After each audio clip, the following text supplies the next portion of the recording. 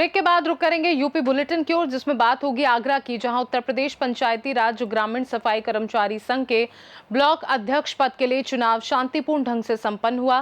साथ ही बात होगी बलिया की, जहां समाजवादी पार्टी के राष्ट्रीय प्रवक्ता राजकुमार भाटी द्वारा ब्राह्मण समाज पर कथित अमर्यादित टिप्पणी के विरोध में आक्रोश की लहर दौड़ गई है। ऐसी तमाम खबरों पर विस्तार से डालेंगे नजर। आगरा जनपद के ब्लॉक एतमादपुर में उत्तर प्रदेश पंचायती राज ग्रामीण सफाई कर्मचारी संघ के ब्लॉक अध्यक्ष पद के लिए आज चुनाव शांतिपूर्ण ढंग से संपन्न हुआ, जिसमें यतेंद्र ने अपने प्रतिद्वंदी नाहर सिंह को 10 वोटों के अंतर से हराकर ब्लॉक अध्यक्ष का पद हासिल किया। चुनाव में यतेंद्र फावड़ा और नाहर सिंह झाड़ू चुनाव चिन्ह के साथ मैदान में थे और ब्लॉक के सभी सफाई कर्मचारियों ने उत्साहपूर्वक मतदान किया। चुनाव अधिकारी जगदीश प्रसाद बघेल और अशोक धारिया की देखरेख में मतगणना पूरी पारदर्शिता और सुरक्षा के साथ संपन्न हुई।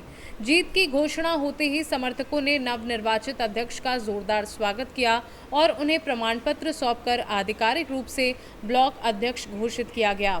यतेंद्र ने अपने कर्मचारियों का आभार व्यक्त करते हुए कहा कि वे उनके हितों की रक्षा और समस्याओं के समाधान के लिए सदैव तत्पर रहेंगे। यतेंद्र कुमार, किस तरह का चुनाव था? यहाँ पंचायती राज विभाग का चुनाव था, ब्लॉक अध्यक्ष पद के लिए। आप खड़े थे? हाँ, विपक्ष में नाहर सिंह आजाद थे। कितने वोटों से जीत हुआ? मेरी 10 वोटों से जीत हुई। 10 वोटों से। हाँ, चुनाव अधिकारी कौन थे? चुनाव अधिकारी एक अशोक धारिया जी और एक जगदीश प्रसाद जी। एक तरफा चुनाव हुआ है या कोई गड़बड़ी? नहीं, एक तरफा चुनाव। एक तरफा हुआ है। पूरा समर्थन मिला कर? हाँ, पूरा समर्थन। और कर्मचारियों में क्या कहना चाहोगे? बस यही कहूँगा कि जो भी इनके हित में कार्य करूंगा मैं। उन्होंने मुझे बनाया है, बढ़िया होगा और जो भी हम आगे कर रहे हैं वो। मैं नरेंद्र सिंह सोलन जी। किस तरह का चुनाव हुआ? ये जो संघ का जो चुनाव हुआ है, ये बड़ा ही टाइट चुनाव हो गया था और ये हमारे यहाँ ब्लॉक पर कभी भी चुनाव नहीं हुआ। निर्विरोध कर्मचारी द्वारा किया जाता था, मगर विपक्ष ने इसको बड़ा टूल बना के। ऐसी कहाँ वजह रही जो विपक्ष ने इतना सोच रहा है? वो विपक्ष की मंशा है, विपक्ष क्या चाह रहा है ये हम नहीं कह सकते हैं उसके बारे में। वो तो हम आरोप ही लगाए। हाँ, विपक्ष तो आरोप लगाएगा, क्योंकि वो चाह रहे हैं यहाँ माहौल खराब हो, कर्मचारियों में मतभेद हो। ये चीज हम नहीं चाह रहे थे। हम तो चाह रहे थे हमारे लिए सब बराबर हैं कर्मचारी, जो भी होगा हम अच्छा ही करेंगे। यतेंद्र जी 10 वोटों से जीते हैं, क्या कर्मचारियों के लिए खड़े उतरेंगे? बिल्कुल बिल्कुल, बढ़िया, पूरी उम्मीद है। नाहर सिंह आजाद। आपको किस तरह का चुनाव था जो आप प्रत्याशी रहे हैं? उत्तर प्रदेश पंचायती राज ग्रामीण सफाई कर्मचारी संघ विकासखंड एतमादपुर में आज अध्यक्ष पद के लिए चुनाव हुआ था। तो आप कितने मतों से? 10 वोटों से वो विजयी हुए। क्या उद्देश्य क्या था? चुनाव का उद्देश्य कर्मचारियों पर हो रहे शोषण को रोकने के लिए संगठन बनाया जाता है। संगठन का मेन उद्देश्य होता है अपने कर्मचारियों पर होते चले आ रहे शोषण के खिलाफ आवाज उठाना, अपने साथियों को न्याय दिलाना। जो देखा जा रहा है, पिछली बार भी आप कुछ मतों से जीते थे और इस बार भी देखा गया है कुछ मतों से, तो कहीं ना कहीं कर्मचारियों में कुछ कर्मचारियों का ब्लॉक स्तर पे जो हमारे अटैचमेंट कर्मचारियों का दबाव रहता है, कर्मचारियों पर खुल करके वो कर्मचारी नहीं बता पाते हैं, क्योंकि वेतन बनाने का काम हमारे अटैचमेंट कर्मचारी करते हैं। तो उस डर होता है, नोटिस कई बार फर्जी बनाए गए हैं। और जबकि उत्तर प्रदेश पंचायती राज निदेशक का ये आदेश है, सरकार की ये मंशा है, जो तैनाती सफाई कर्मचारियों की गई है उन्हें राजस्व ग्राम में भेजा जाए, और वो राजस्व ग्राम की बजाय विकास खंडों पे लगे हुए अटैचमेंट के तौर पर, इसलिए वो दवा बना करके साथियों को डराते धमकाते हैं। ये उस वजह से हार हुई है। जगदीश प्रसाद बघेल, जिला संपर्कवीक्षक, उत्तर प्रदेश ग्रामीण सफाई कर्मचारी संघ। इस तरह का आज चुनाव हुआ? हमारा कर्मचारी संगठन का चुनाव है और हमारे कर्मचारियों ने एकता दिखाते हुए और अपनी बुद्धिमत्ता का परिचय देते हुए चुनाव को शांतिपूर्ण संपन्न कराया। टोटल वोट 63 पड़े, जिसमें 1 वोट निरस्त हुआ है। 26 वोट 1 नंबर पर पड़े हैं और 36 वोट 2 नंबर पर पड़े हैं। और हमारे सभी कर्मचारी सभी एक है, सभी कर्मचारियों के हित के लिए ही कार्य करेंगे, न कि कोई हमारे राजनेता का चुनाव है। हमारे सभी कर्मचारी एक है।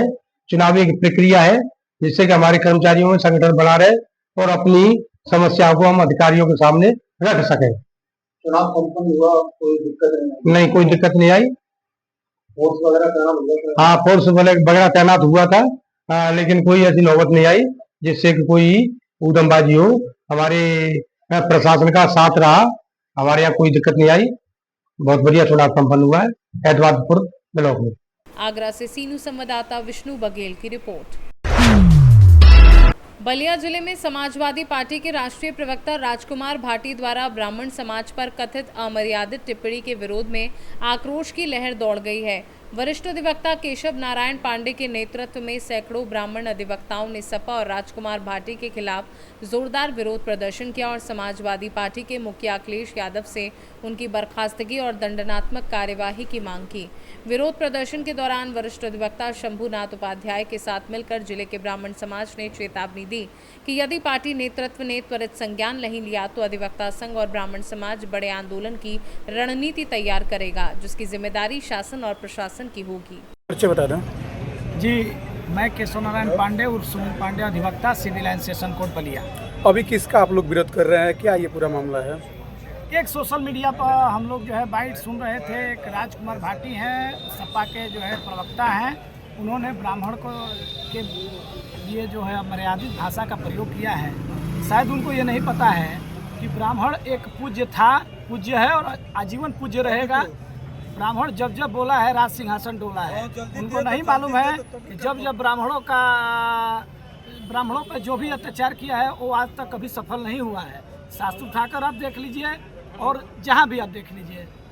सतीश मिश्रा जी के ज़माने में जो है कि नहीं, मायावती ने एक वचन दे दिया कि ब्रह्मा विष्णु महेश वाली, तो देखिए उनका उस समय उन्होंने उसी बयान पर अपना सरकार बना लिया। तो ये सब चीज़ें एक व्यक्ति के विशेष पर, जात पात पर ऐसा टिप्पणी करना घोर निंदनीय है। किसी को भी नहीं करना चाहिए और किसी के व्यक्तिगत जात पर तो बिल्कुल ही नहीं करना चाहिए। तो अभी तो वो माफ़ी भी मांग लिए हैं, क्या उसको लेकर आप कहेंगे? इसके लिए विचार विमर्श किया जा रहा है। हमारे यहाँ वरिष्ठ अधिवक्ता श्री शंभुनाथ उपाध्याय जी के दिशा निर्देशन में जो आदेश होगा, अगर पूरी कानूनी प्रक्रिया भी इनके लिए अपनानी पड़े ब्राह्मणों के सम्मान के लिए तो अपनाया जाएगा और इस पर हम लोग विचार विमर्श करके आगे पार्टी के जो शीर्ष नेतृत्व हैं अखिलेश यादव जी हैं, उनसे आप क्या मांग करना चाहेंगे उनको लेकर? हम ये मांग करें कि ऐसे लोगों को पार्टी से उनको हटा देना चाहिए। ऐसे लोगों को पार्टी में नहीं रखना चाहिए जो ऐसी अमर्यादित भाषा का प्रयोग करें। उनको ये पता होना चाहिए कि माननीय अखिलेश यादव जी की पार्टी के सिटिंग सांसद माननीय सनातन पांडे जी भी ब्राह्मण हैं, वो यहाँ से बलिया से सांसद हैं और ब्राह्मणों के प्रति ऐसी अमर्यादित भाषा बिल्कुल घोर निंदनीय है और राष्ट्रीय अध्यक्ष जी को जो है उनको पार्टी से हटा देना चाहिए, कार्रवाई करनी चाहिए। इसको लेकर किस तरह से आप लोगों के अंदर आक्रोश व्याप्त है और कोई कार्रवाई नहीं होती तो फिर अब आगे उनको लेकर क्या एक्शन लेंगे आप लोग? मैं आप लोग को बताया पत्रकार महोदय कि हम लोग जो है कि नहीं काफ़ी मन व्यथित है इस चीज़ सुनने के बाद। हमारे जिले के ब्राह्मण जो है बहुत इससे उग्र हुए हैं। हम लोग जो है कानूनी प्रक्रिया से उसकी कार्रवाई करेंगे और मैं बताया कि अपने वरिष्ठ अधिवक्ता शंभुनाथ उपाध्याय जी के दिशा निर्देशन में जो आदेश होगा उसके खिलाफ, जो अमर्यादित भाषा किया है उसके खिलाफ कानूनी कार्रवाई किया जाए। बलिया से सीनू संवाददाता आनंद दुबे की रिपोर्ट। गाजियाबाद के विजयनगर रेलवे स्टेशन आरओबी के पास का एक वीडियो सोशल मीडिया पर वायरल हो रहा है, जिसमें दो युवक चलती गाड़ी के साइड से लटक कर खतरनाक स्टंट करते दिखाई दे रहे हैं।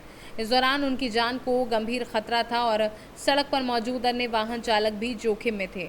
वीडियो वायरल होने के बाद लोगों ने स्टंटबाजों के खिलाफ सख्त कार्यवाही की मांग की है, जबकि पुलिस फिलहाल वीडियो की पुष्टि और युवकों की पहचान के लिए जांच में जुटी हुई है। गाजियाबाद से सीनू संवाददाता राजेंद्र चौधरी की रिपोर्ट। खबर गाजियाबाद से है, जहां लोनी विधायक नंदकिशोर गुर्जर ने डीएमके विधायक उदयनिधि स्टालिन के सनातन धर्म को लेकर कथित विवादित और आपत्तिजनक बयान की कड़ी निंदा की है और इसे करोड़ों सनातन धर्मावलंबियों की आस्था पर हमला बताया है। उन्होंने लोनी कोतवाली में तहरीर देकर स्टालिन के खिलाफ मुकदमा दर्ज कराने की मांग की है। नंदकिशोर गुर्जर ने कहा कि सनातन धर्म भारत की सांस्कृतिक आत्मा है और इसके खिलाफ इस प्रकार की भड़काऊ भाषा का प्रयोग समाज में वैमनस्य फैलाने और दंगा कराने की कोशिश के समान है।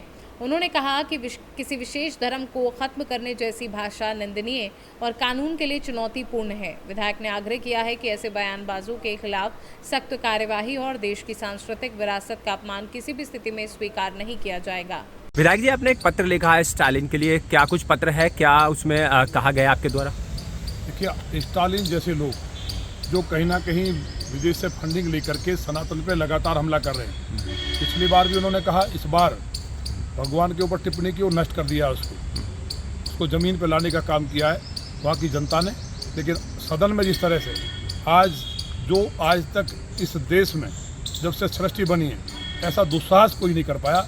जिस तरह की नीचता की मानसिकता, जो घृणित मानसिकता का परिचय दिया है कि सदन में सनातन को नष्ट कर देना चाहिए, तो उसको ये मालूम होना चाहिए कि उसके बाप और माँ वो भी कभी ना कभी उनके पूर्वज हिंदू थे, क्योंकि हिंदू सबसे पुराना धर्म है।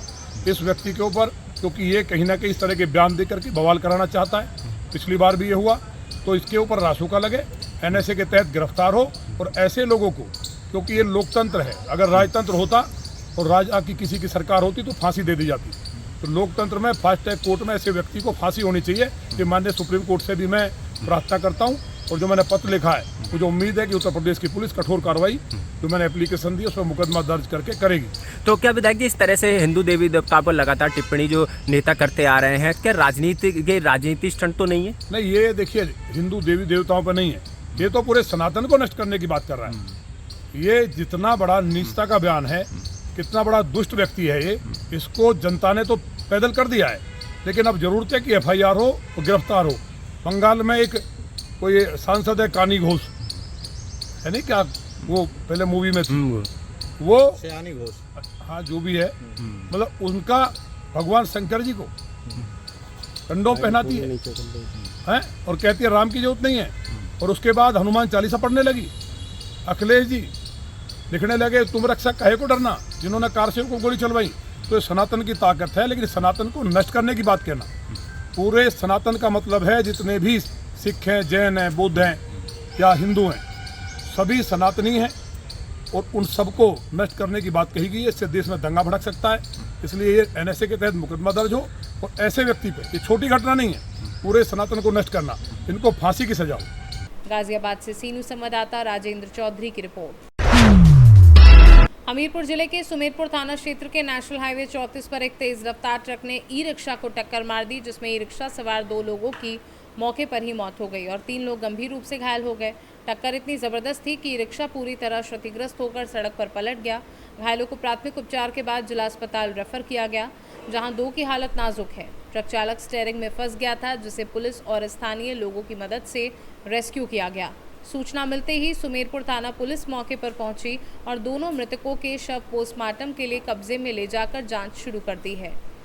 आज थाना सुमेरपुर क्षेत्रागत नारायणपुर गांव के पास नेशनल हाईवे पर एक सड़क दुर्घटना हुई है, जिसमें एक ट्रक अनबैलेंस होकर ई-रिक्शा पर पलट जाने के कारण ई-रिक्शा पर मौजूद 2 व्यक्ति की मौके पर ही मृत्यु हो गई है तथा 3 अन्य घायल को जिला अस्पताल उपचार हेतु भेजा गया है। पलटी हुई ट्रक में से ड्राइवर को सकुशल निकालकर उपचार हेतु जिला अस्पताल भेजा गया है। अभी वर्तमान में यातायात सुचारू रूप से चल रहा है तथा अन्य वैधानिक कार्रवाई प्रचलित है। हमीरपुर से सीनू संवाददाता ब्रजेश कुमार की रिपोर्ट। यूपी बुलेटिन में फिलहाल के लिए इतना ही। बने रहिए सी न्यूज़ भारत के साथ, हर खबर आपके साथ, आपके हाथ।